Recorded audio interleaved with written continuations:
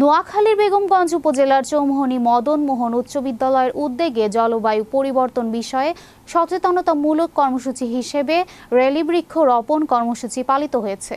সোমবার দুপুরে মদন মোহন উচ্চ বিদ্যালয় প্রাঙ্গণে আয়োজিত এই কর্মসূচিতে অত্র বিদ্যালয়ের সভাপতি জহির উদ্দিন হারুন, সদস্য সচিব মোখলেসুর রহমান সুইটি, সহশিক্ষক, শিক্ষার্থী ও অভিভাবকদের অংশগ্রহণে একটি বর্ণাঢ্য র্যালি অনুষ্ঠিত হয়। কর্মসূচির অংশ হিসেবে বৃক্ষরোপণ, কুইজ প্রতিযোগিতা, দেয়ালিকা প্রদর্শনী এবং জলবায়ু সচেতনতার বৃদ্ধিমূলক বিভিন্ন কার্যক্রমের আয়োজন করা হয়। এসব কার্যক্রমে শিক্ষার্থীরা উৎসাহের সঙ্গে অংশগ্রহণ করে। এরপর 10 জনকে পুরস্কার দেওয়া হয়। বিদ্যালয় কর্তৃপক্ষ জানান, জলবায়ু পরিবর্তনের বিরূপ প্রভাব মোকাবিলায় নতুন প্রজন্মকে সচেতন করে তুলতেই এ আয়োজন করা হয়েছে। পরিবেশ রক্ষা ও সবুজ বাংলাদেশ গড়তে শিক্ষার্থীদের সক্রিয় ভূমিকা রাখার আহ্বান জানানো হয়।